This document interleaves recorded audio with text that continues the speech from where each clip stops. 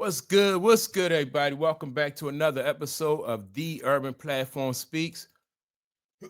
Make sure to like and subscribe as you come into the channel, check out the content. And with that being said, man, I want to speak on uh, a interview that I ran across, well, a clip of an interview that I ran across with Stephen A. Smith. And he asked Allen Iverson what regrets that he have about his career, right? And so I thought this was something that, like, you see a lot of young basketball players have this regret. And not just basketball players, but young people in general have this, because anytime a young person is getting is well, older person is trying to mentor, coach, or teach young people, like, they don't, at that point in time, young people don't always take to that message. They don't, at that time, they don't appreciate that message. And that's the whole trick to the thing, right? Like, if you are a coach and you have a great athlete like Allen Iverson, you you want Allen Iverson to learn the game, and you're trying to mold him and turn and take his game to another whole nother level. Allen Iverson was out of Virginia. He, like, one of the top, in my opinion, he probably was the best athlete to ever come out of Virginia. Allen Iverson was so good that Aaron Brooks uh looked up to him and admired him. Michael Vick um came from Virginia. He looked up to Allen Iverson and admired him. Joe Smith was out of Virginia. Joe Smith played for the Minnesota Timberwolves. He went to the University of Maryland. He looked up to Allen Iverson and admired him. Allen Iverson played football in high school. And if you go back and look at some of the film, Allen Iverson was a beast, even at football. He said before that football was his best sport, better than basketball, right? So Allen Iverson was like a gifted athlete. Like, he had, like I said, anytime you got dudes who made it to the professional football ranks, and they talk about Allen Iverson, like in Virginia, like he was a football god. Same thing with Joe Smith. Like, he said the time he got to play when he was a kid, he got to play on the court with Allen Iverson, man. That just, that's crazy for somebody to feel like that about Allen Iverson and an athlete, right? So anyway, with all the physical gifts that Allen Iverson had, there still was, like, more for him to learn, and more for him to, like, another level for him to take his game to. And when Stephen A. Smith asked him about regrets, that's what he pointed to. Like, he pointed to the fact that he didn't buy into what's his name, Larry Brown's philosophy, and some of the things that Larry Brown was trying to teach him with basketball, about basketball. And I remember watching, as a fan, Larry Brown trying to coach Allen Iverson, and to get Allen Iverson to do certain things, and Allen Iverson kicked and screamed the whole way. But he didn't realize until later on, like, how important Larry Brown was to his career. So with that being said, man, let me play what let me, in Allen Iverson's own words, what he said about how important it is a coach like Larry Brown is.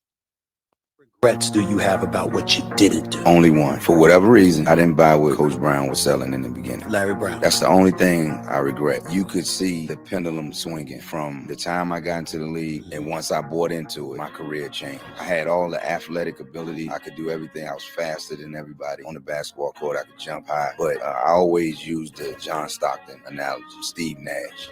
They thought the game. John Stockton didn't have to be fast. He didn't have to be quick. Just got it done. I always think about that story with KJ. When KJ destroyed me, that was the first time I got destroyed on a basketball court. I was a rookie. It wasn't speed. It was backdooring me. He was just outthinking me on the court. And I remember being in the locker room crying after the game because I never got destroyed like that. And I remember Mo Cheeks coming up to me and said, "Don't worry about it, AI. One day you'll get somebody 36, 9, and 9."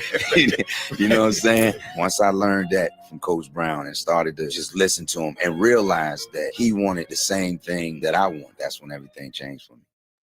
All right, so, and that's the thing. Like, as a fan, you don't always get to see like, all right, so you'll have players, like some players will listen to the coach and do everything the coach say, but they don't have that physical ability as Allen Iverson, right? And and so that you don't get that you don't get that level of performance that you could, like, if you'd have had Allen Iverson listening to Larry Brown. And then you'll have some players, uh, then you'll have a player every once in a while, like a Tim Duncan.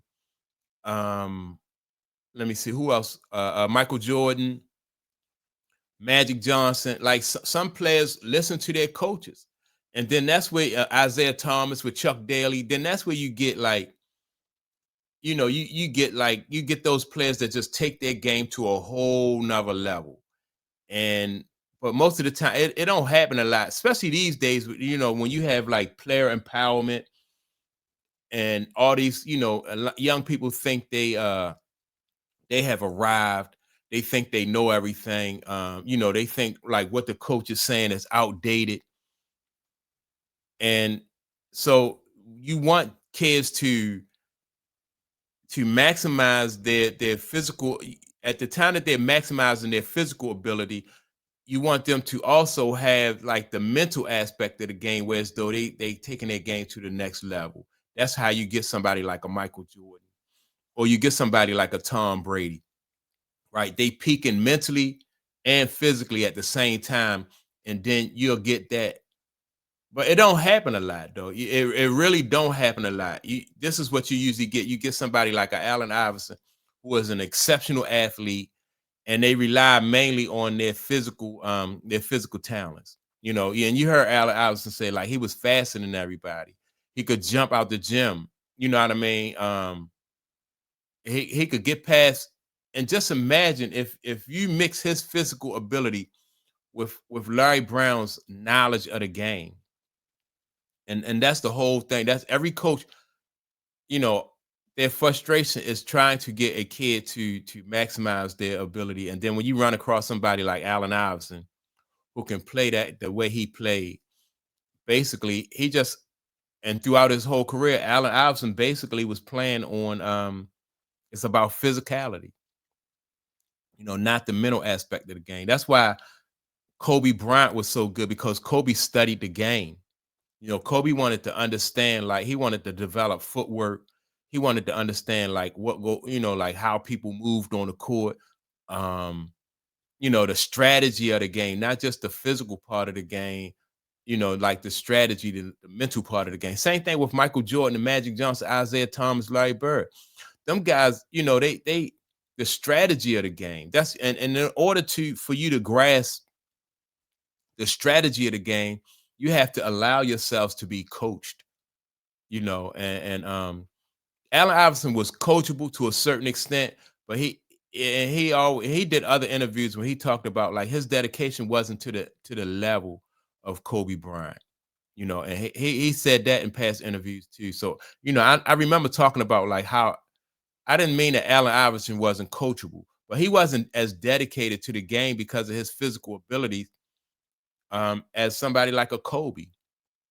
And Kobe wasn't as fast as Allen Iverson. Kobe wasn't as athletically, like he wasn't as athletically gifted as Allen Iverson, but Kobe, he was gifted enough physically, and he had that passion and that desire to learn the game, which elevated Kobe to that, to the level that he went to. That's why Kobe, you know, he was able to win 5 championships.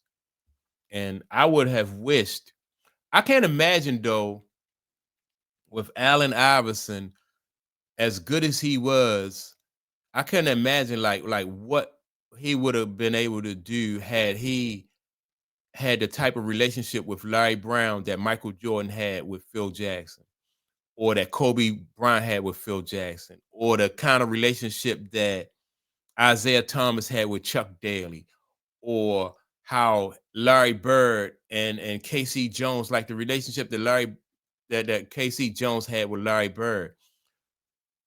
Young people don't realize that, like you need these coaches. You need somebody to guide you through these type situations. I remember who Kyrie Irving said, that he don't need a coach, and he said it when he went to New Jersey, or was it Brooklyn? They went to Brooklyn and they had hired Steve Nash. Now I don't know if that was in response to hiring Steve Nash, but Kyrie just said he don't need a coach. And I hope that Kyrie didn't really feel like that. Maybe that was just in response to, he didn't want Steve Nash as a coach. But Kyrie is a very intelligent guy. And I can't think that Kyrie Irving would not think that he needed a coach. So, but that's how some people do think.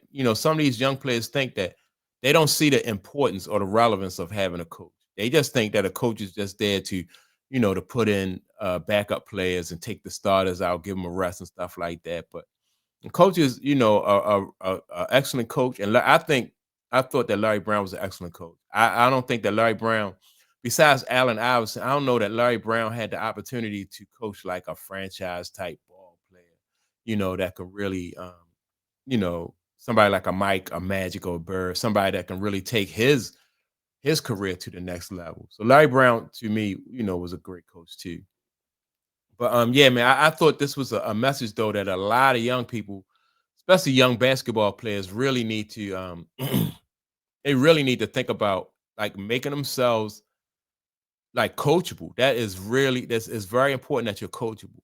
Like with LeBron James, you don't really have a coach, like that coach connection to LeBron James. Like if you think of LeBron James, you don't think about a great coach because he played in so many different, places. And so that's why LeBron James don't have like a Pat Riley. He don't have a Chuck Daly. He don't have a KC Jones. He don't have a Phil Jackson, because LeBron James. Just imagine if LeBron James had a coach, that he stuck with and that he allowed to do, to lead him to multiple championships and stuff like that. He may even really be the GOAT. He may have an opportunity to say that and it be legitimate. But I like that interview. I like the fact that Allen Iverson is honest, and for the sake of young people, he's honest about what mistake he made in his career. Although he still had an excellent career, Allen Iverson is still my favorite player. Even ahead of Michael Jordan. I just dig watching that dude play, man. He was just even ahead of Michael Jordan, Allen Iverson, my favorite player. But so yeah, that's all I got on it. Y'all make sure to like and subscribe to the channel. Don't forget to leave a comment, and I'll check you all out in the next video. Peace.